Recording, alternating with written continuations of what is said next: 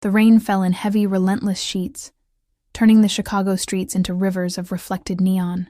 I pulled my thin jacket tighter around my shoulders, the fabric already soaked through. My waitressing uniform clung uncomfortably to my skin beneath it, still smelling of fryer oil and desperation. 3 consecutive shifts had left my feet throbbing in my worn-out sneakers, each step a reminder of how far I still had to go before reaching my cramped studio apartment. "Just one more block, Eliza," I whispered to myself, the words disappearing into the storm. My life had become a series of just one mores. Just one more shift to make rent. Just one more month until I could afford a course at the community college. Just one more year until I could move somewhere better. Promises I made to myself that felt increasingly hollow as time passed. The sidewalk ahead was partially blocked by construction, forcing pedestrians to funnel through a narrow passage. I kept my head down, watching puddles form and dissolve under my feet, letting the rhythm of the rain drown out my thoughts. Lost in this hypnotic pattern, I didn't notice when the flow of people suddenly halted. A collective intake of breath rippled through the crowd. Something had changed in the atmosphere. A subtle shift in pressure, as if a storm cell had moved in. I looked up, momentarily confused by the sea of umbrellas now parting around something. Or someone. That's when I saw them. 3 black SUVs had pulled up alongside the sidewalk, their engines purring like predators. The windows were tinted so dark they seemed to absorb the streetlights rather than reflect them. 2 men emerged from the first vehicle, their movements synchronized and deliberate. They wore identical black suits despite the downpour, neither carrying umbrellas, their eyes hidden behind sunglasses even in the night. They scanned the area with mechanical precision before nodding toward the middle SUV. The back door opened, and the rain seemed to hesitate. A polished leather shoe touched the wet pavement first, then came the leg of a suit that I instinctively knew cost more than everything I owned combined. The material didn't simply look expensive. It seemed alive somehow, drinking in the darkness around it. A man emerged, tall and broad-shouldered, his movements fluid yet controlled. Unlike his men, he carried an umbrella, though he didn't immediately open it. Instead, he stood in the rain for a moment, letting it wash over him as if testing its resolve against his own. His face remained in shadow, but I caught the gleam of a heavy watch as he finally raised his arm to open the umbrella with a snap that sounded like a gunshot in the night. The crowd around me had thinned considerably, people suddenly finding urgent reasons to be elsewhere. But my feet remained planted, my body too tired to register the danger my mind was screaming about. This was the kind of man you didn't stare at in this city. The kind whose name was whispered rather than spoken. The kind who owned people, not just things. I should have looked away. Should have shuffled past with my eyes down like everyone else, but exhaustion had stripped away my self-preservation. He was closer now, moving through the narrow passage with his guards clearing a path. The light from a storefront finally illuminated his features, and the air caught in my lungs. His face was all sharp angles and controlled power, high cheekbones, a strong jaw darkened with precisely maintained stubble, and eyes so intensely dark they seemed to pull you in like gravity wells. He wasn't conventionally handsome. He was beautiful in the way dangerous things often are, like admiring the perfection of a predator before it strikes. A shiver ran through me that had nothing to do with my wet clothes. Then his phone rang. He answered it with a small movement, bringing it to his ear without speaking. His expression changed subtly as he listened. A slight narrowing of the eyes, a tightening around the mouth. Something was wrong. The energy around him shifted, becoming charged, electric. He barked a single word in what sounded like Italian, his voice low but carrying power that made my skin prickle. His men immediately tensed, hands moving beneath their jackets. One spoke rapidly into a wrist mic. The crowd, sensing the change, moved faster, more urgently away. But my exhaustion had made me slow, my brain foggy with fatigue. I needed to move. Now. I forced my leaden legs forward, trying to slip past the wall of suits and tension. Just as I drew parallel with him, a businessman rushing in the opposite direction shouldered roughly past me. I stumbled, my tired legs betraying me, and fell forward, directly into the chest of the man with the dark eyes. Time crystallized into a perfect moment of horror. My hands pressed against the immaculate fabric of his suit. My wet hair brushed against the exposed skin of his neck. I felt the solid wall of his chest, unnaturally warm in the cold rain, and caught his scent. Expensive cologne layered over something darker, earthier. Like wood smoke and whiskey, and something metallic I didn't want to identify. His hands gripped my upper arms, steadying me with surprising gentleness. But there was nothing gentle about the sudden stillness of his body, or the way his guards had positioned themselves around us, hands now openly holding weapons. "I'm so sorry," I stammered, trying to push away. But his grip remained firm. "Please. I didn't mean to." The words died in my throat as his eyes locked with mine. Something flickered in those dark depths. Surprise, perhaps, or recognition. Though I was certain we'd never met, I would have remembered those eyes. For one suspended moment, we stayed like that, connected by touch and gaze, the rain creating a curtain around us, separating us from the world. Then, slowly, deliberately, his eyes traveled over my face, taking in every detail with an intensity that made me feel simultaneously exposed and seen in a way I hadn't been in years. "Your name." It wasn't a question but a command, spoken softly, yet leaving no room for refusal. "Eliza," I whispered, my voice barely audible over the rain. "Eliza Conti." Something shifted in his expression at my last name, a subtle change I couldn't decipher. His thumb brushed almost imperceptibly against the inside of my arm, sending an involuntary shiver through me. "Italian?" he asked. I nodded. "On my father's side. I never knew him." Why had I volunteered that information? Something about those eyes made me want to tell him everything and nothing at all. He released one of my arms to touch my face, his fingers tracing an invisible line from my temple to my jaw, with barely there pressure. I should have been terrified, should have pulled away and run. Instead, I remained frozen, caught in some spell I couldn't name. "You're soaked through," he observed, his voice rich with an accent I couldn't quite place. Italian layered over something else. His thumb brushed across my lower lip, ostensibly wiping away a raindrop, but the gesture felt intimate in a way that made heat rush to my cheeks despite the cold. And exhausted. Before I could respond, a black car screeched around the corner, moving too fast for the wet roads. One of his men shouted something, and suddenly I was being pushed aside. The moment shattered. The man's expression hardened as he turned toward the approaching vehicle, his body angling slightly, protectively, in front of mine. The car sped past us, splashing dirty water across the sidewalk. False alarm. But the tension in the air remained, thick and suffocating. He turned back to me, his expression now unreadable. He studied me for another long moment before reaching into his jacket. I flinched involuntarily, but he merely produced a business card. Thick, cream-colored stock with nothing but a phone number embossed in black. "If you need anything," he said, placing it in my palm and closing my fingers around it with his own, the heat of his skin burning against my cold flesh. "Anything at all." Then he released me and continued on his way, his guards forming a barrier around him. I stood there, clutching the card, watching his retreating form until he disappeared into one of the waiting SUVs. As they pulled away from the curb, I noticed one vehicle remained behind, its engine idling. Through the tinted window, I could just make out the silhouette of someone watching me. I should have thrown the card away, should have run home and locked my door. Instead, I carefully tucked it into my pocket and continued walking, acutely aware of the SUV that now crawled along the street parallel to my path, maintaining the same pace as my tired steps. By the time I reached my building, my fingers were numb with cold, fumbling with my keys.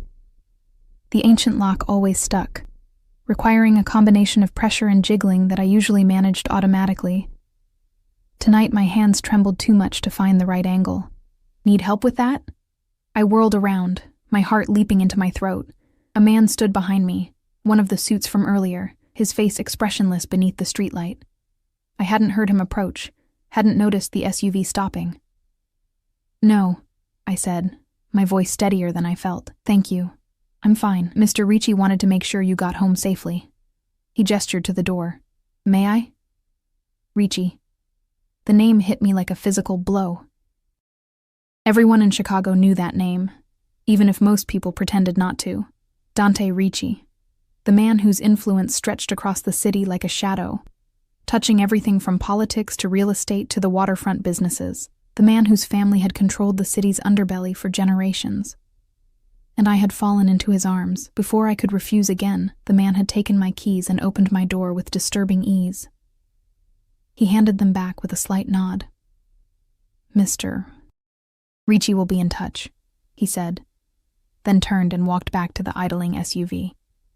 I hurried inside, locking the door behind me and leaning against it, my heart pounding. Through my single window, I watched the black vehicle remain parked outside my building for several long minutes before finally pulling away.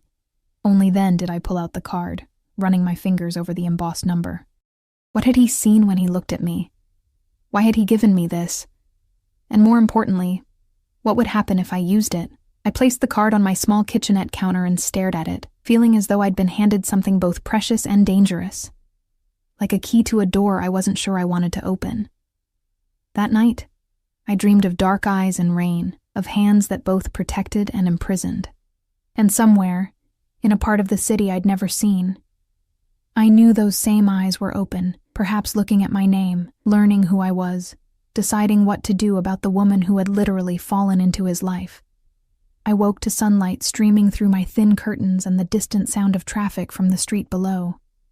For a moment, I lay still, savoring the warmth of my blankets and the rare luxury of waking naturally, rather than to an alarm. Then the events of the previous night came rushing back, and I sat up with a jolt. Had it been real? The rain? The dark eyes? The card? I glanced toward my kitchenette, half expecting to see nothing there. But the cream-colored card remained, catching the morning light, looking even more expensive in the daylight than it had under the street lamps. Dante Ricci. I'd bumped into Dante Ricci, and somehow, impossibly, I'd survived. My phone buzzed on the nightstand, jolting me from my thoughts. It was a message from my manager at the diner. "Don't bother coming in today, or ever again. Position filled." My stomach dropped. 3 consecutive shifts covering for a sick coworker, and this was my reward? No warning, no explanation, just a text ending my already precarious financial situation. I fell back against my pillow, pressing the heels of my hands against my eyes to stop the tears threatening to form. "Perfect," I whispered to the empty room. "Just perfect." With rent due in a week and barely $200 to my name, I couldn't afford even a single day without income. I'd have to hit the streets immediately, dropping applications at every restaurant and shop in walking distance. I forced myself out of bed and into the shower, letting the lukewarm water, the building never had truly hot water, wash away the lingering scent of rain and expensive cologne that seemed to cling to my skin. As I dressed in my one decent pair of jeans and a simple blouse, my eyes kept drifting to that card. No. Whatever that man wanted, it couldn't be good. Men like Ricci didn't help people like me without expecting something in return. Something I probably couldn't afford to give. I tucked the card into my drawer under a stack of old t-shirts and headed out. The morning was bright and clear. No trace of last night's storm except for puddles gradually evaporating in the sunshine. I spent hours walking from place to place, filling out applications, smiling until my cheeks hurt, repeating the same practiced lines about being a hard worker, a quick learner, a team player. By afternoon, I'd covered most of my neighborhood with nothing to show for it but aching feet and fading hope. I stopped at a corner cafe to rest, counting out change for the cheapest item on the menu, a plain coffee that I nursed slowly, making it last. From my seat by the window, I watched people pass by, all seemingly with purpose, with direction, with security. When had I last felt secure? Before my mother died, perhaps. Before the medical bills ate through her savings, and then mine. Before I learned just how quickly you could go from getting by to barely surviving. A black SUV pulled up across the street, and my heart stuttered. The same model as last night. I sank lower in my seat, but the vehicle merely idled for a moment before moving on. Still, the knot in my stomach didn't ease. Was I being paranoid, or had that car been following me all day? The thought followed me as I continued my job hunt, making me glance over my shoulder at every corner. By evening, as I trudged back to my apartment building, exhaustion had taken over again, dulling even my fear. I was so focused on putting one foot in front of the other that I didn't notice the sleek black car parked outside my building until I was almost at the entrance. A different man from last night stood beside it, his posture alert despite his relaxed stance. He straightened as I approached. "Miss Conti?" I stopped, my hand automatically reaching for my pepper spray. "Mr. Ricci would like to speak with you." He gestured to the open car door, not an invitation, an instruction. "I'm busy," I said, my voice small despite my attempt at confidence. The man's expression didn't change. "It's about your employment situation." A chill ran through me. How could he know? Had he been watching me all day as I desperately searched for work? "I'm not interested," I said, moving toward the door to my building. The man sighed. "Miss Conti, I'm just the messenger. But I should tell you that Mr. Ricci isn't accustomed to being refused. He's offering you an opportunity, one that many would be grateful for." I hesitated, my hand on the door. What choice did I really have? I could go upstairs to my empty apartment and stare at my phone, waiting for calls that wouldn't come from places that wouldn't hire me, or I could get in the car and at least learn what the devil wanted. "I need to change first," I said. A last attempt at control. The man shook his head. "Mr. Ricci is waiting." Of course he was. Men like him never waited. The world waited for them. With a deep breath, I turned and walked to the car. The interior was cool and dark, the leather seats softer than anything I'd ever touched. As soon as I was seated, the door closed beside me with a soft, expensive thud. The man got into the front passenger seat, and the driver, silent and anonymous behind the partition, pulled smoothly away from the curb. "Where are we going?" I asked. "Not far," was the only reply. The windows were tinted, but not so dark that I couldn't see outside. We headed north, toward the Gold Coast, Chicago's wealthiest neighborhood. The buildings grew progressively more elegant, the streets cleaner, the people better dressed. We finally stopped before a gleaming high-rise overlooking the lake, its glass facade reflecting the sunset in shades of gold and crimson. A valet opened my door, his eyes carefully averted as I stepped out. The man who had collected me led me through a private entrance, past a security desk where no one asked for ID or questioned our presence, and into an elevator that required a keycard to operate. He selected the top floor without speaking. My heart pounded in my chest, each floor we passed taking me further from everything familiar and deeper into a world I didn't understand. The elevator doors opened directly into a foyer of gleaming marble. Ahead, floor-to-ceiling windows revealed a panoramic view of the lake and skyline that momentarily took my breath away. "Wait here," the man said, leaving me standing on what was probably an extremely expensive rug, feeling acutely aware of my worn sneakers and simple clothes. I heard voices, low, male, discussing something in rapid Italian before switching to English. "Sure about this?" one said. "Leave us," came the reply, a voice I recognized instantly. Footsteps approached, and then he was there.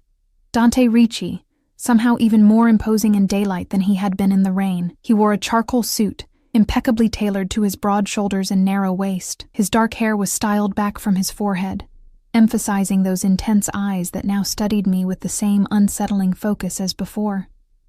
"Eliza Conti," he said, my name somehow sounding different in his mouth. "Welcome." "You had me brought here," I said, trying to keep the tremor from my voice. "Why?" His lips curved slightly. Not quite a smile, but an acknowledgement of my directness. "You lost your job this morning," he stated, moving to a sideboard where crystal decanters caught the fading sunlight. "Tea? Coffee? Something stronger?" "How do you know that?" I demanded, ignoring his offer. He poured amber liquid into a glass for himself. "I make it my business to know things." "About waitresses?" This time he did smile, brief but genuine. "About people who interest me." He gestured toward a seating area, and after a moment's hesitation, I followed him, perching on the edge of a leather sofa while he took the chair opposite. The entire situation felt surreal, like I'd stepped into someone else's life. "Why do I interest you?" I asked, unable to keep the suspicion from my voice. He studied me over the rim of his glass. An excellent question. One I've been asking myself since last night. He set down his drink. Tell me about yourself, Eliza Conti. Why should I? Because I'm offering you a job, I blinked. A job doing what? Working here, in this penthouse. I stiffened. I'm not that kind of... As my personal assistant, he interrupted, his expression hardening slightly at my implication. My schedule is complex. I need someone organized, discreet, and intelligent to manage it. He leaned forward. Someone who isn't easily intimidated. And you think that's me? Based on what? Bumping into you in the rain? Based on the fact that when you realized who I was, you still looked me in the eye instead of at the floor. Based on the fact that you're here now, asking questions instead of trembling. His gaze intensified. And yes, perhaps also because of the rain, I shook my head. You don't know anything about me. I know more than you think. He reached for a folder on the coffee table between us and opened it. Eliza Marie Conti, 25 years old, born to Maria Conti, father unknown, or at least unnamed on your birth certificate. Graduated high school with honors but turned down a partial scholarship to Northwestern to care for your mother during her illness. Worked 3 jobs simultaneously to pay her medical bills. After she passed, you maintained a series of service industry positions while taking night classes at the community college. Currently, one missed rent payment away from eviction. My mouth went dry. Every detail was accurate, laid out in his hands like he owned my history just as surely as he owned this building. How dare you? I whispered. I dare many things, Eliza. He closed the folder. Including offering you a way out of your current situation. By working for you?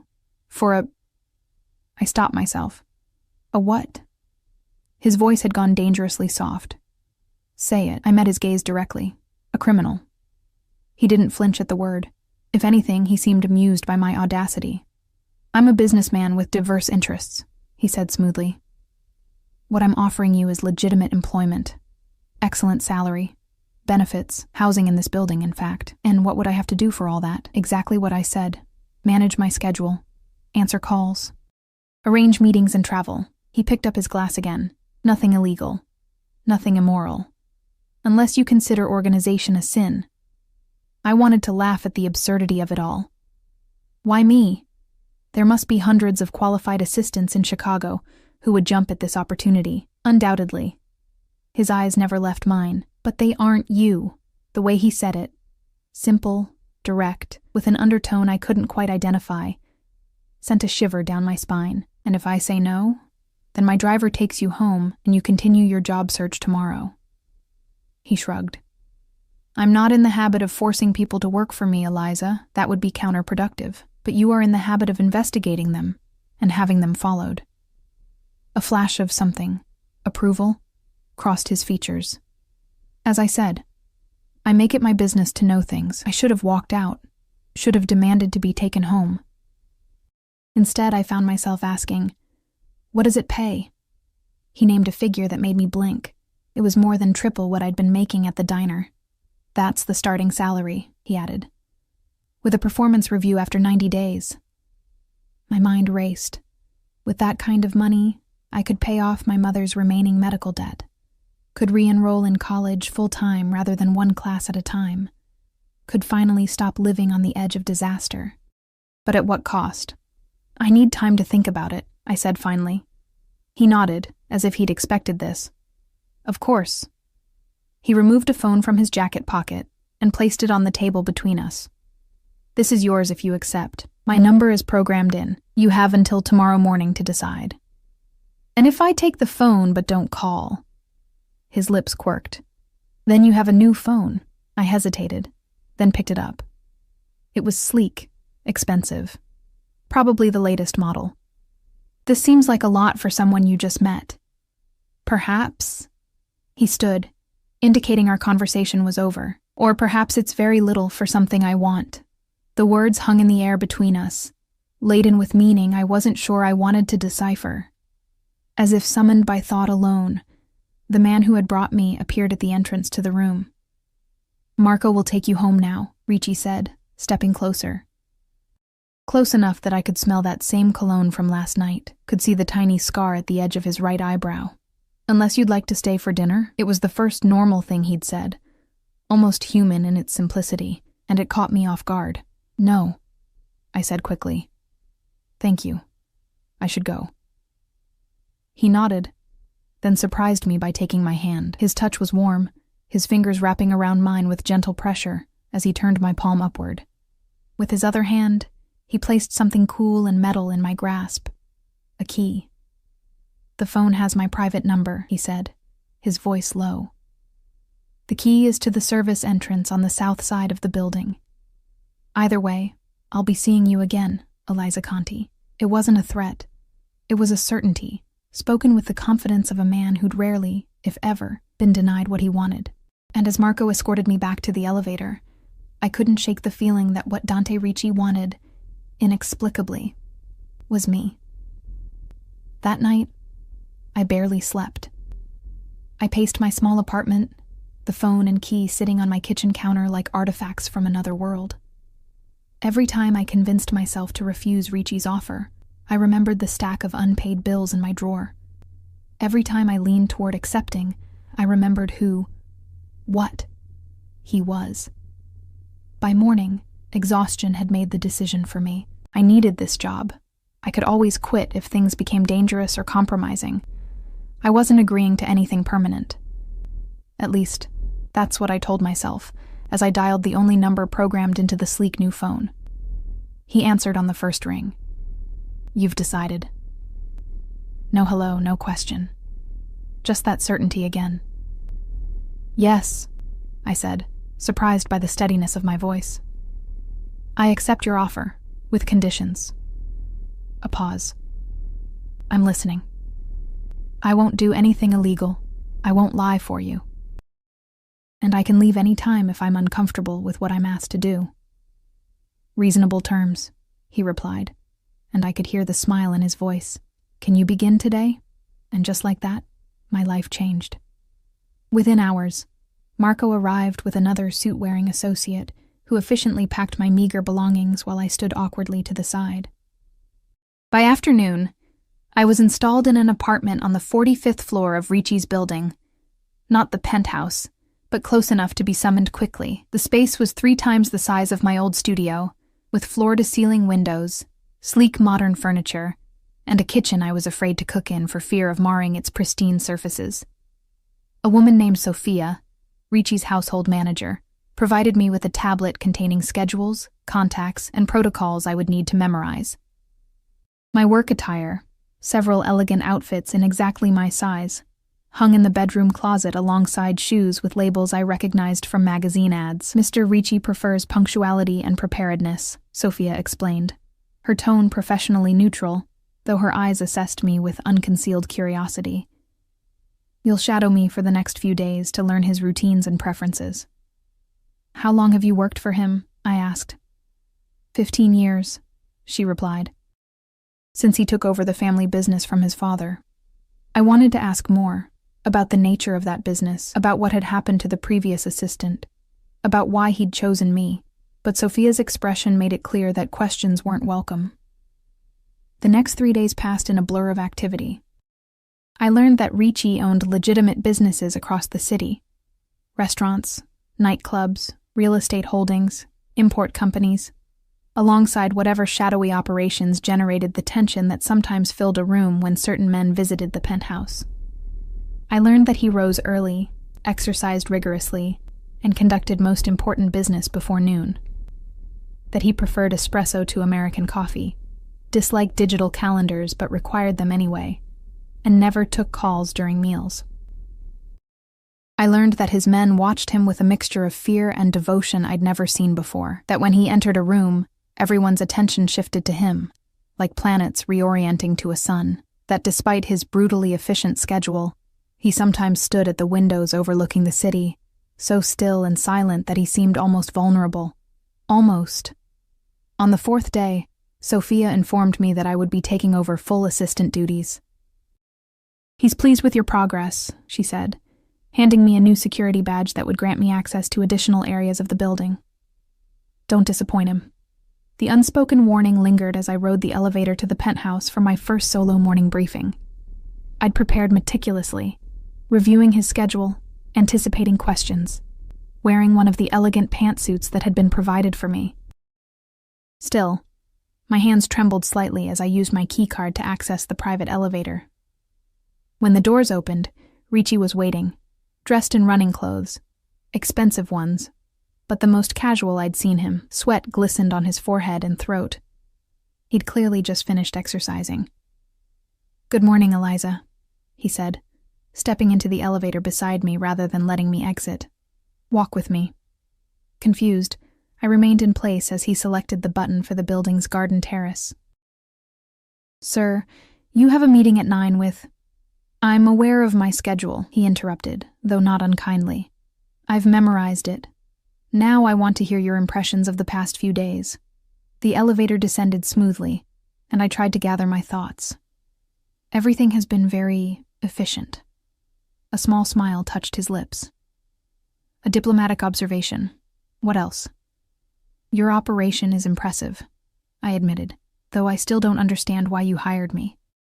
The doors opened onto a rooftop garden, an oasis of green 30 floors above the city streets. Ricci gestured for me to follow him along a stone path, winding between carefully tended plants and trees. "You know why people fear me, Eliza?" he asked, seemingly changing the subject. I hesitated. "Because of what you can do to them," he shook his head. "Because of what they imagine I might do. Perception is a powerful weapon." He stopped beside a small fountain, the sound of falling water creating a sense of privacy. "What do you perceive when you look at me?" The question caught me off guard. I looked at him. Really looked.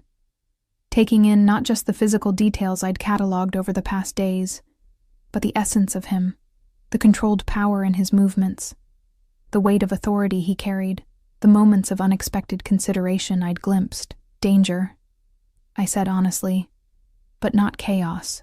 You're contained, deliberate." Something flashed in his eyes. Approval, perhaps. "That night in the rain," he said, his voice lower, "when you fell against me, what did you feel?" Heat rushed to my cheeks. "I don't." "You do," he insisted, stepping closer. "Tell me." "Fear," I whispered, "and—" I couldn't finish. "And?" He was close enough now that I could see the varied browns and blacks that made up his seemingly solid dark irises. "Recognition," I admitted. "Like I'd been waiting to bump into you without knowing it." The words hung between us, too honest, too revealing. I looked away, embarrassed by my own admission. His fingers gently turned my face back to his. "That's why I hired you, Eliza Conti. Because you see me clearly. Few people do." Before I could respond, his phone chimed. He checked it, his expression shifting to something harder, more distant. "The Canavan meeting needs to be moved up," he said, his tone all business now. "Call Marco and have the car ready in 20 minutes. I'll need the Westlake proposal files." Just like that, the moment was gone, replaced by the efficient rhythm of the workday. I followed him back to the elevator, making notes on my tablet, slipping into the professional role I was still learning. But something had changed. A line had been crossed, or at least identified, and I wasn't sure where it would lead. The weeks that followed established a pattern. During the day, I was the consummate professional assistant, arranging meetings, fielding calls, anticipating Ricci's needs before he expressed them. I learned the complex web of his business interests, the hierarchy of his organization, the subtle signals that indicated his mood. But there were moments, brief, electric moments, when the professional facade slipped, his hand lingering on mine when I passed him documents, his eyes finding me across crowded rooms. Late nights in his office when everyone else had gone, the conversation drifting from business to more personal matters. I learned that his father had died when he was 26, thrusting him into leadership earlier than expected, that he had an older sister who lived in Italy with her family, protected from the family business, that he spoke 4 languages fluently and played the piano when troubled. In turn, I found myself sharing pieces of my own life. My mother's long illness, my abandoned dreams of becoming an architect, the solitude that had defined my existence since her death. "You've been alone too long," he said one evening, as we shared a rare meal on his terrace, the city lights spreading below us like fallen stars. "It's not good for anyone to be so isolated." Says the man who keeps everyone at arm's length, I replied, emboldened by the late hour and the glass of wine I'd been nursing. Instead of taking offense, he laughed. A genuine sound I'd heard only a handful of times. Perhaps that's why I recognize it in you. I smiled, but a question had been nagging at me for weeks. Why hasn't anyone come looking for your last assistant? I never even heard their name. His expression shuddered. Because there wasn't one. Not for over a year. Why? He considered me for a long moment before answering. The position requires extraordinary trust, and you trust me? I couldn't keep the disbelief from my voice. After only a month? I trusted you the moment you looked into my eyes in the rain, he said simply, as if it were the most natural thing in the world. Some things can't be explained, Eliza. Only recognized. The intensity of his gaze made my heart race. I'd been fighting this attraction, this pull toward him, since that first night, trying to maintain professional boundaries, reminding myself of who he was and what he did. But in moments like this, those reminders seemed to matter less. It's getting late, I said, standing abruptly. You have an early meeting tomorrow. He rose as well, closer than I'd expected, always so concerned with my schedule. It's my job. Is that all this is to you? His voice had dropped to that dangerous softness. A job? I took a step back. It has to be. Why? Because I can't afford for it to be anything else. I met his gaze directly. I know who you are, Dante. What you do. It was the first time I'd used his first name. It felt intimate. Forbidden. Do you? He moved closer, erasing the distance I'd created. Or do you know what people say I do? Is there a difference? An ocean of difference. His hand came up to touch my face, his thumb tracing my cheekbone. Ask me. Anything. I'll tell you the truth. I should have asked about the businesses that operated after dark, about the men with guns who sometimes accompanied him, about the hushed conversations in Italian that stopped when I entered a room. Instead, I asked, why me? Really?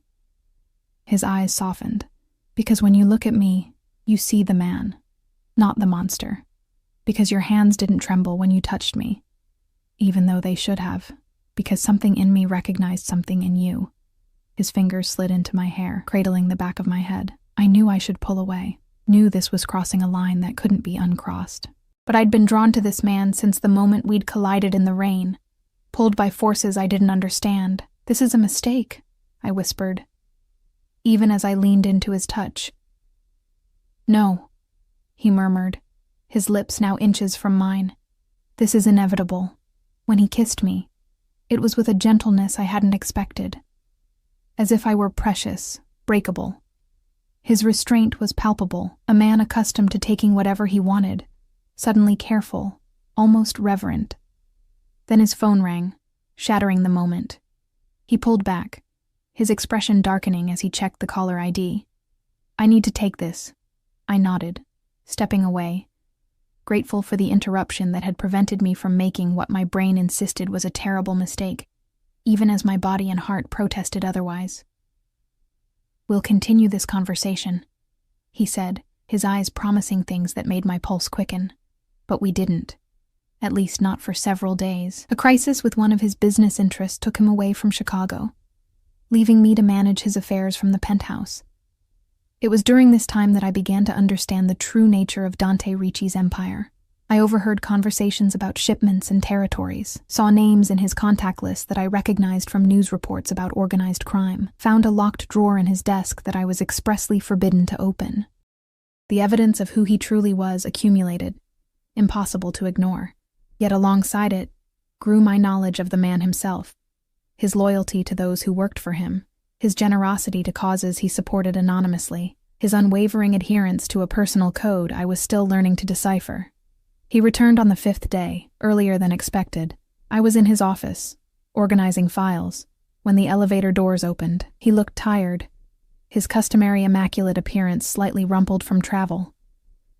But his eyes, when they found me, brightened.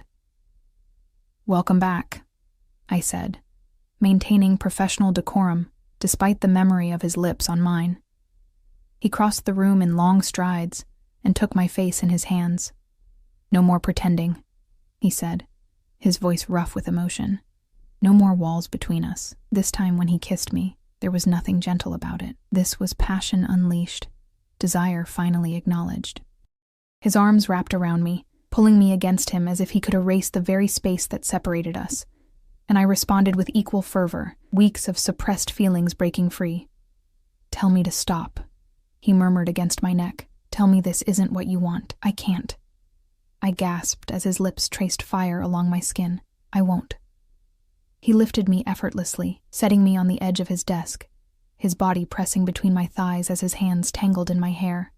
"Do you have any idea what you do to me? How I've thought of nothing but you?" I couldn't speak, could only pull him closer, surrendering to the chemistry that had been building since that rainy night. His hands were everywhere, claiming, exploring, as if he needed to map every inch of me. Then suddenly he froze, his body tensing. I heard it a moment later, the elevator chime, announcing an arrival. Dante moved with astonishing speed, placing himself in front of me, shielding me from view as the doors opened to reveal Marco and another man I didn't recognize. "Sir," Marco began, then stopped, taking in the scene. "Apologies for the interruption. We have a situation." Dante's posture shifted subtly. "What kind of situation?" "The kind that requires your immediate attention." Marco's eyes flickered to me briefly. "Give us a moment," Dante said, his tone leaving no room for argument. When they'd stepped back into the elevator, he turned to me. His expression had changed, hardened into the mask he wore for business.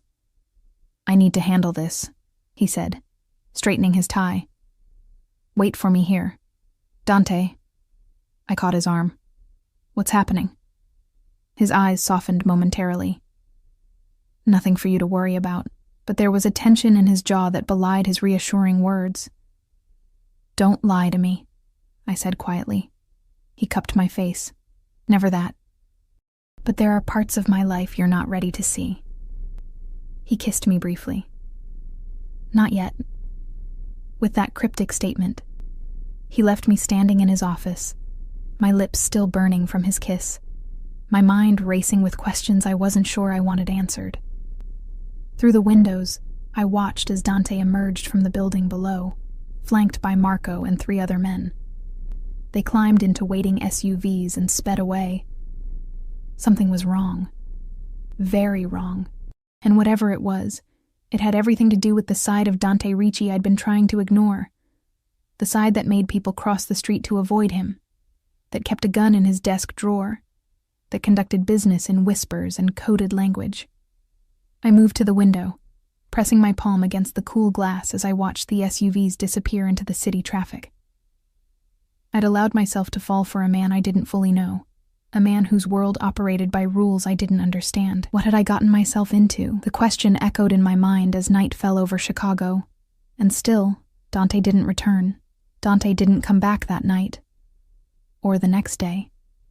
Sophia arrived in the morning, her expression grim. "Mr. Ricci has been called away on urgent business," she informed me, her tone revealing nothing. "You'll continue managing things here in his absence." "When will he return?" I asked, trying to keep my voice neutral. She gave me a measuring look. "When the situation is resolved." "What situation, Sophia?" I pressed. "What's going on?" Her posture stiffened. "That's not your concern," but it was. It had become my concern the moment I'd let Dante Ricci kiss me, the moment I'd kissed him back. I spent the day going through motions, rescheduling appointments, fielding calls, maintaining the appearance of business as usual, but my mind was elsewhere, imagining scenarios, each more troubling than the last. Was he in danger? Was he the danger? By evening, I'd made a decision. If Sophia wouldn't tell me what was happening, I would find out for myself. I waited until the night security team did their rounds before slipping into Dante's private office. I'd never been in there alone after hours, had never dared to look too closely at the files he kept locked away. Now I methodically searched every drawer, every cabinet. Most were locked, but I'd been paying attention these past weeks. The key to his private files was hidden behind a false panel in his desk.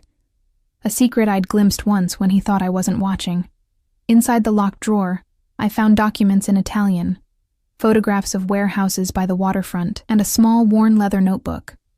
I paged through it carefully, my heart racing as I recognized names connected to prominent city officials, amounts that could only be payoffs, and coded references to shipments and territories. The evidence of who, what, Dante really was lay in my hands. Undeniable. Damning. I was replacing everything exactly as I'd found it when my phone buzzed with a text from a number I didn't recognize. North door. Now. Come alone. My hand trembled as I locked the drawer and returned the key to its hiding place. Who had sent the message? Was it a trap?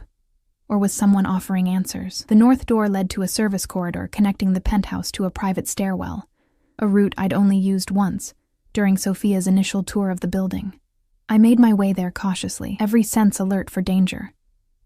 The corridor was dimly lit and silent. I pushed through the heavy door to the stairwell and found Marco waiting, his expression grim. "You shouldn't be here," he said by way of greeting. "Where is he?" I demanded. Marco studied me for a long moment before answering. "Dealing with a problem. What kind of problem requires disappearing for 2 days? The kind that threatens everything." He took a step closer. "How much has he told you?" I hesitated. "Not enough." A tight smile touched his lips. "At least you're honest." He checked his watch. "He sent me to get you. You need to come with me now." "Why would he send for me?" "Because things have escalated." Marco's eyes met mine directly. "And because he trusts you more than you realize." Fear and curiosity warred within me.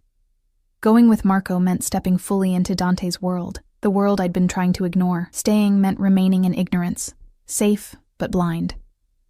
"Take me to him," I decided. We exited through a service entrance, avoiding the building's main lobby with its cameras and security staff. A car waited, engine running. Marco held the door for me, then slid in beside me. The driver, a man I'd never seen before, pulled away immediately. "Where are we going?" I asked, as the familiar streets of downtown Chicago gave way to industrial areas near the waterfront. "Somewhere secure," Marco answered. "That's all you need to know for now." We drove in silence after that, the darkness outside the windows growing deeper as streetlights became sparser. Finally, we pulled up to what appeared to be an abandoned warehouse. 2 men stepped from the shadows as we approached, hands visibly resting on weapons beneath their jackets. Marco exchanged quiet words with them before escorting me inside. The exterior's decrepit appearance was deceptive. Inside, the space had been converted into what looked like an operational center. Maps covered one wall, surveillance monitors another. Men and women moved with purpose between workstations, a sense of controlled urgency permeating the air. And in the center of it all, standing over a table covered with documents, was Dante. He looked up as we entered, his face showing first surprise, then anger, as his eyes locked with Marco's. "I told you to keep her away from this," he said, his voice dangerously soft. "She was already looking," Marco replied evenly. "Better she hears the truth from you than pieces it together herself." Dante's jaw tightened, but he gave a curt nod. "Leave us." Marco and the others filed out, leaving us alone in the cavernous space. Dante looked different, harder, more dangerous than I'd ever seen him. His customary suit was replaced by dark jeans and a black shirt, and the shadows under his eyes spoke of sleepless nights. "You shouldn't be here," he said, echoing Marco's earlier words. "Neither should you," I countered. "What's happening, Dante?" He ran a hand through his hair, a rare gesture of uncertainty. "A war is brewing. One I've been trying to prevent." "A war? Between who?" "Rival organizations. Territories being contested." He moved closer. "I've maintained peace in this city for years by establishing clear boundaries, clear rules. Someone's trying to upset that balance." "By doing what?" His eyes hardened. "By targeting me. And by extension, everyone connected to me." The implication hit me like a physical blow. "Including me." "Yes." His voice softened slightly. "That's why I wanted you kept away, safe. But Marco brought me here. Marco thinks I need you." A muscle worked in his jaw. "He's not wrong." I took a step closer. "Then tell me everything. No more half-truths." For a moment, I thought he would refuse. Then he gestured to a side room. "Not here." The room was small, furnished only with a desk and chairs. Dante closed the door behind us, then faced me, his expression grave. My father built our organization on certain principles, he began. Territory, respect, family. When he died, I inherited not just his business, but his enemies. I've spent years building alliances, neutralizing threats, establishing a balance that keeps bloodshed to a minimum. And now? Now someone wants to destroy that balance. A rival from New York has formed an alliance with a faction here in Chicago. People who were once loyal to my father, but see me as too modern, too soft. His lips twisted in a humorless smile. They've made their first move. 2 of my lieutenants were killed 3 nights ago. A shipment was hijacked. The night you left, I said, connecting the pieces. He nodded. It's a direct challenge, one I can't ignore. So what happens now? I asked, dreading the answer. Now I respond, decisively. The coldness in his voice sent a chill through me. This was the side of Dante I'd glimpsed but never fully acknowledged, the leader capable of violence, of retribution. And then what? More killing? More retaliation? I shook my head. There has to be another way.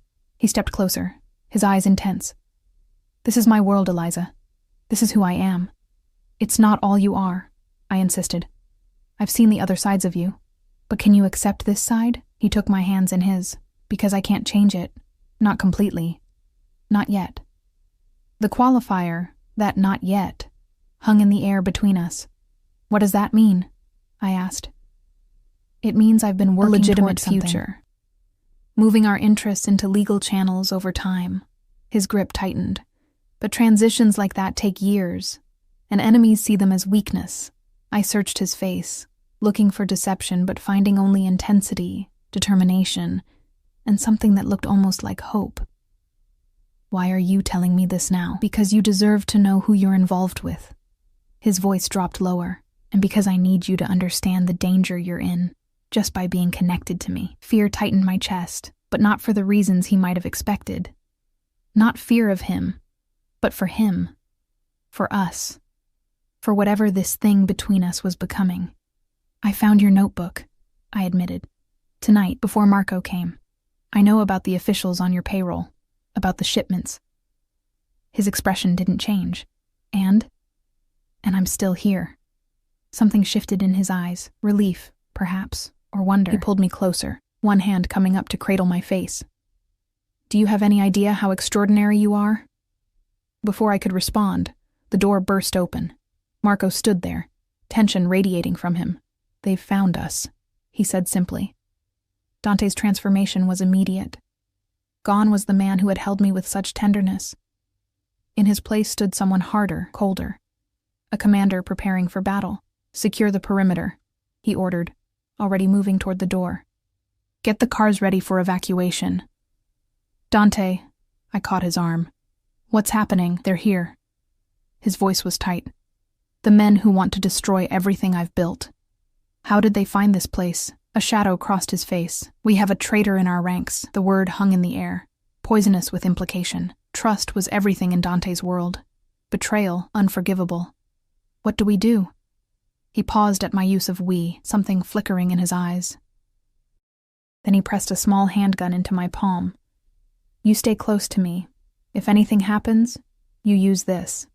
The weapon felt alien in my hand, heavy with potential violence.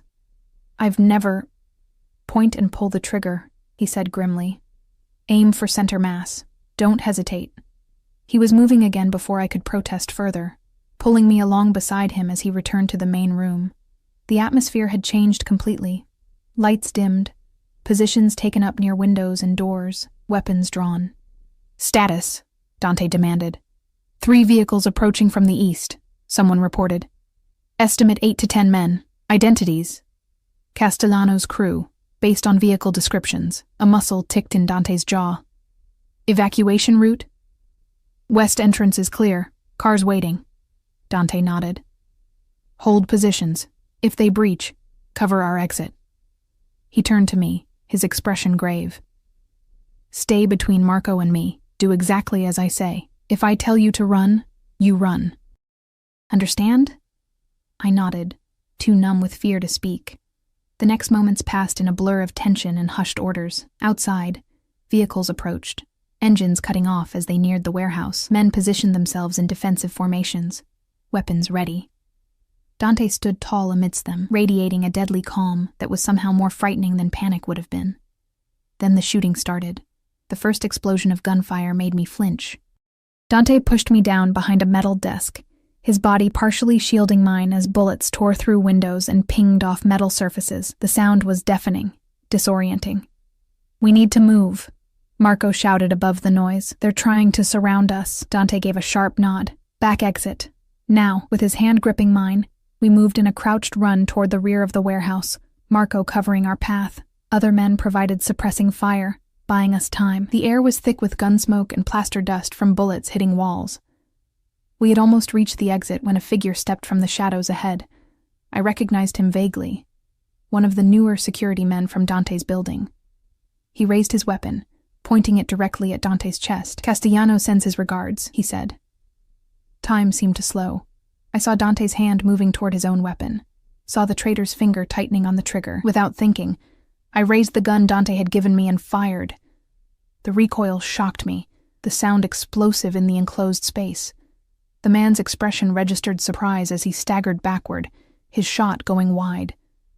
Dante finished what I'd started, firing twice more with deadly precision. Then we were moving again, burst through a back door into the cold night air. Cars waited, engines running. Dante practically threw me into the nearest one, following close behind. Marco took the wheel, and we accelerated away from the warehouse as more gunfire erupted behind us. "Are you hurt?" Dante demanded, his hands moving over me, checking for injuries. I shook my head, unable to speak. My hands trembled violently, the gun still clutched in my grip. Gently, Dante pried my fingers from the weapon and tucked it away. "You saved my life," he said quietly. I looked down at my hands, expecting to see blood. There was none, but I could still feel the trigger beneath my finger, the horrifying moment when I'd chosen Dante's life over another's. "I killed him," I whispered. "No." Dante's voice was firm. "I did. Your shot wounded him, but it didn't matter. I'd fired with intent, had crossed a line I could never uncross." Dante pulled me against his chest, his arms encircling me protectively as I began to shake with delayed shock. "I'm sorry," he murmured into my hair. "I'm so sorry you had to be part of this." "Where are we going?" I managed to ask, my voice muffled against his shirt. "Somewhere safe," he promised. "Somewhere they can't find us." I nodded, too numb to question further. The city lights blurred outside the windows as we sped through the night, leaving behind the warehouse and the violence, but not its consequences. In the space of a few hours, everything had changed. I'd seen the full reality of Dante's world, had participated in its brutal logic, had chosen a side. There was no going back now, not for either of us. As the city gave way to darkness beyond, I closed my eyes and felt Dante's heartbeat against my cheek, strong, steady, alive because of what I'd done. Whatever came next, whatever price we'd pay for this night, we would face it together. For better or worse, our fates were now inextricably linked. We drove through the night, the city lights fading behind us as we headed north along the lake. No one spoke. Marco focused on the road, occasionally checking the mirrors for signs of pursuit. Dante held me against him, one hand stroking my hair, the other still gripping his phone as he sent messages I couldn't see. My mind kept replaying the warehouse scene, the sound of gunfire, the traitor's face, the weight of the gun in my hand. I'd crossed a threshold I never imagined I would. From observer to participant in Dante's dangerous world, after nearly 2 hours, we turned onto a private drive bordered by dense trees. Security gates opened automatically as we approached, closing behind us once we'd passed through. Ahead, nestled against the shoreline, stood a modern glass and stone house, its silhouette dark against the starlit sky. "Where are we?" I asked, my voice hoarse from disuse. "One of my properties," Dante replied. "Off the books. Few people know about it." Marco pulled up to the front entrance and cut the engine. "I'll secure the perimeter," he said, exiting the car. Dante helped me out, his hand steady at the small of my back as he led me inside. The house was spacious but warm, with wood and stone elements softening the modern architecture. Floor-to-ceiling windows faced the lake, though in the darkness, I could see nothing but our reflections against black glass. "You should rest," Dante said, guiding me toward a hallway. "We're safe here for now." "I don't think I can sleep," I admitted. He studied my face. "A shower, then. It will help." He showed me to a master bathroom with a large walk-in shower. Clean towels and toiletries were arranged as if expecting guests, or providing for a quick escape. I wondered how many times Dante had needed such refuges. "There are clothes in the closet," he said.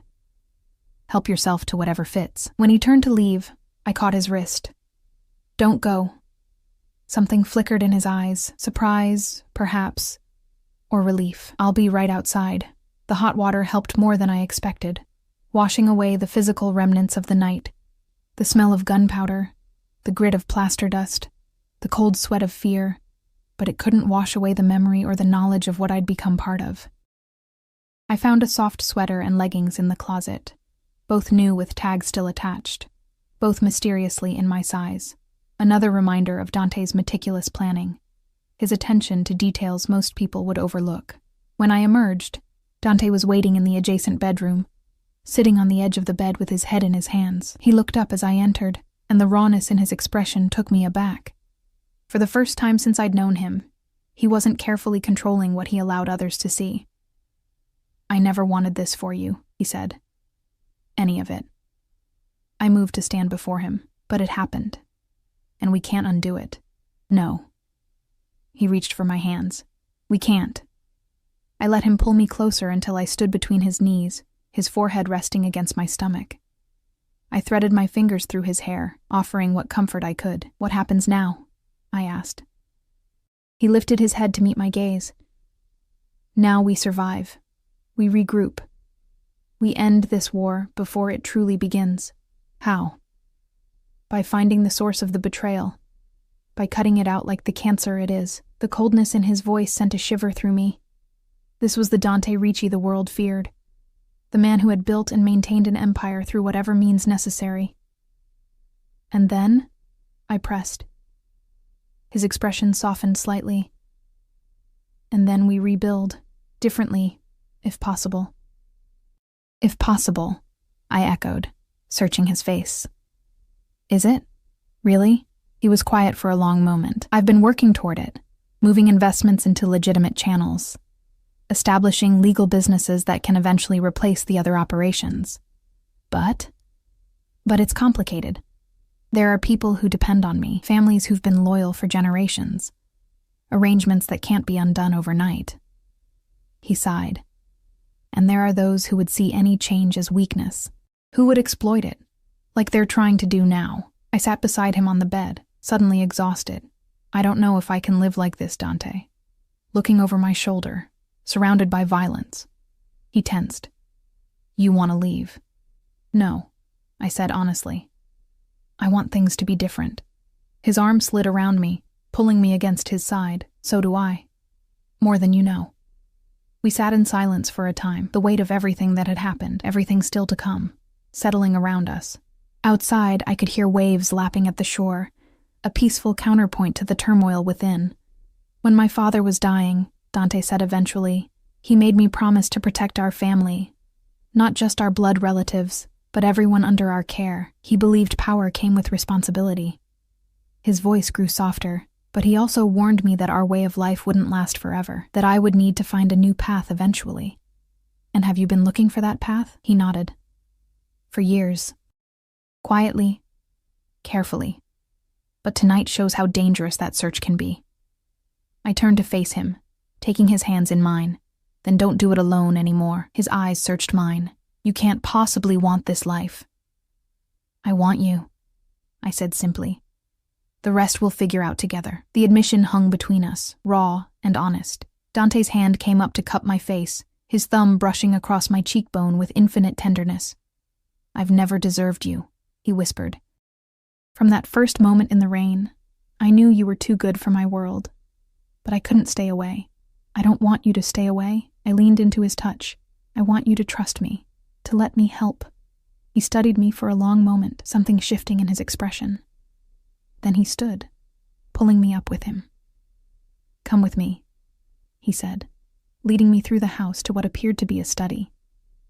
Inside, he unlocked a hidden panel in the wall to reveal a safe. From it, he removed a laptop and several thick folders, which he laid out on the desk. This is everything, he said. My plan for transitioning our operations, financial records, property holdings, legitimate business investments. He met my gaze steadily. No one else has seen all of this? Not even Marco? The trust implicit in the gesture wasn't lost on me. Why show me now? Because you're right. I can't do this alone. He opened the laptop. And because if something happens to me, someone needs to know the full picture. Nothing's going to happen to you, I said fiercely. A sad smile touched his lips. In my world, Eliza, that's not a promise anyone can make. We spent the next several hours going through the documents. I learned more about Dante's operations in those hours than I had in all my weeks working for him. The complexity was staggering, a network of businesses, investments, and property holdings that spanned far beyond Chicago, some legitimate, others serving as fronts for less legal activities.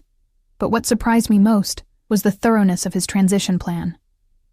For years, he'd been systematically moving assets into above-board enterprises, creating legal employment for his people, establishing charitable foundations that could eventually replace the community support his organization provided in poorer neighborhoods. This could work, I said, looking up from a spreadsheet detailing projected timelines. It's ambitious, but solid. It will take years, he warned, and there will be resistance, both from rivals and from within. But it's possible, yes. His eyes met mine. With the right support, the implication was clear. He was offering me a place in this new future, not just as his assistant or his lover, but as a partner in transformation. I studied architecture before my mother got sick, I said, thinking out loud, and business administration after. I could help with the legitimate development projects, the urban renewal initiatives. Dante's expression brightened. You'd be perfect for it. For the first time since the warehouse, I felt something like hope stirring. Maybe there was a way forward that didn't involve perpetual violence and fear. Maybe we could build something different together. Dawn was breaking over the lake by the time we finished, pale light filtering through the windows. We'd moved to the couch at some point, papers spread around us.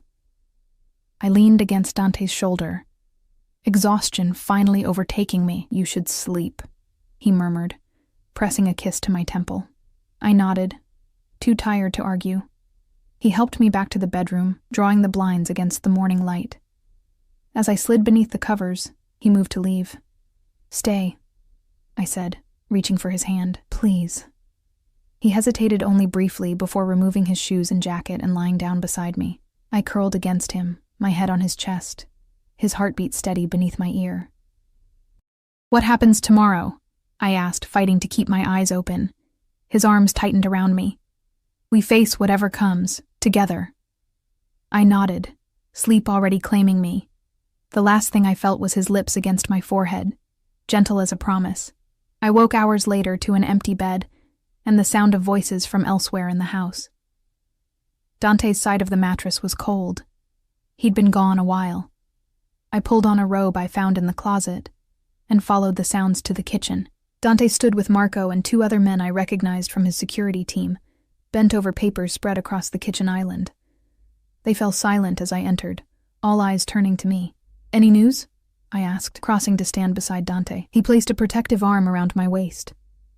We've identified several of Castellano's men from the warehouse. 2 were killed in the firefight. The rest escaped. What about our people? Something flashed in Dante's eyes at my use of our. Approval, perhaps, or gratitude. 1 wounded, being treated by our doctor.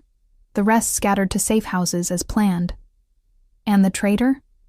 Dead, Marco confirmed, his expression grim. But we don't know if he was working alone or if there are others. There are always others, one of the other men said darkly. Dante's jaw tightened, which is why we need to move quickly. The longer this drags on, the more vulnerable we become. What's the plan? I asked. The men exchanged glances, clearly uncomfortable with my presence in this conversation, but Dante's arm remained firmly around me, his stance making it clear I belonged there. "We've arranged a meeting," he said. "Neutral ground. Representatives from the major families to discuss a resolution." "A trap," the third man muttered. "A calculated risk," Dante corrected. "One we've prepared for." "When?" I asked. "Tonight, 8 o'clock. My heart stuttered. "So soon?" "We can't afford to wait." Dante's expression was resolute. "The longer we appear weakened, the more others will try to move against us." I understood the logic, but fear still coiled in my stomach. "What can I do to help?" Again, that exchange of glances between the men. This time, Marco spoke.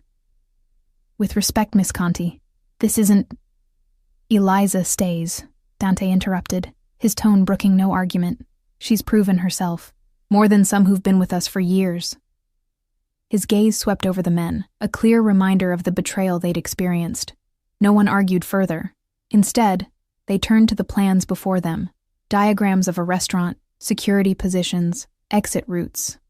I listened carefully, offering occasional suggestions about timing and logistics that seemed to surprise them with their practicality. As the meeting concluded, and the men moved to make preparations, Dante pulled me aside.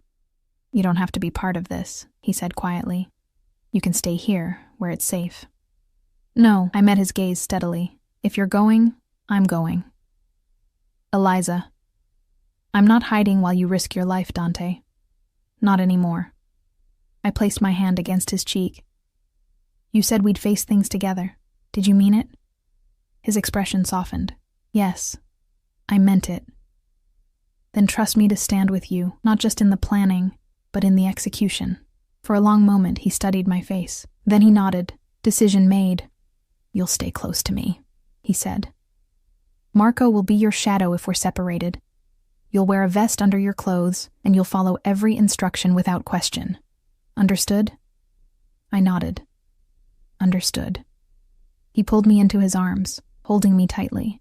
"I never thought I'd find someone who would stand with me like this," he murmured against my hair. "Neither did I admitted. "But here we are." The rest of the day passed in careful preparation. I was fitted with a lightweight body armor vest, given instructions on emergency protocols, and briefed on who would be attending the meeting. Dante was never far from my side, his hand often finding mine, his eyes seeking reassurance that I hadn't changed my mind. As evening approached, I changed into clothes that had been brought for me.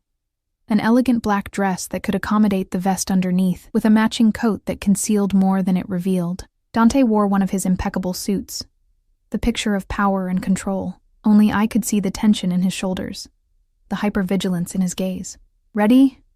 he asked as the cars were brought around. I took his hand, lacing my fingers through his. "Ready." The drive to the restaurant was tense, our convoy moving through Chicago's streets with practiced precision. Security teams had already secured the venue, an upscale Italian restaurant owned by a neutral third party, closed to the public for the evening. As we pulled up, Dante turned to me. "Remember what I told you. Stay close. Follow instructions. If anything happens—" "I know," I assured him, squeezing his hand. "I remember everything." The restaurant was dimly lit, private dining rooms arranged around a central space where tables had been configured for the meeting. Men I recognized from photographs were already seated, their security positioned discreetly around the perimeter. Dante entered with confident strides, his hand at the small of my back. Conversations hushed as heads turned toward us. I felt the weight of evaluating stares, the silent questions about my presence. At the head of the table sat an older man with steel-gray hair and cold eyes. Anthony Castellano, the New York boss who had allied with Dante's enemies. Beside him was a familiar face that made my blood run cold. Vincent Moretti, one of the regular visitors to Dante's penthouse, always treated with respect, but never with warmth. "Ricci," Castellano acknowledged. "Bold of you to show up after what happened." "Even bolder to bring your woman," Moretti added, his eyes lingering on me with inappropriate interest. Dante's expression remained impassive. "Miss Conti is here as my advisor. She stays." Castellano shrugged, a gesture of false indifference. Your funeral. Dante pulled out my chair before taking his own. Let's not waste time. We all know why we're here. The next hour was a masterclass in negotiation, threat, and counter-threats. Dante laid out evidence of Castellano's incursion into his territory, of Moretti's betrayal, of the coordinated effort to undermine his authority. They responded with accusations of their own, that Dante was softening operations, that his transition plans threatened traditional power structures, that his father would be ashamed of his modernizing efforts. Through it all, I watched and listened, noting who spoke, who remained silent, whose eyes revealed more than their words. Occasionally, Dante would turn to me for a whispered consultation, a gesture that clearly irritated the traditionalists at the table. The old ways are dying, Dante said finally, his voice carrying authority throughout the room. We can evolve, or we can tear each other apart fighting over scraps of a diminishing empire. Pretty words, Castellano sneered. But words don't hold territory. No, Dante agreed. Actions do. He nodded to Marco, who placed a flash drive on the table. On this drive is evidence of financial fraud within your organization, Anthony. The kind that interests federal prosecutors.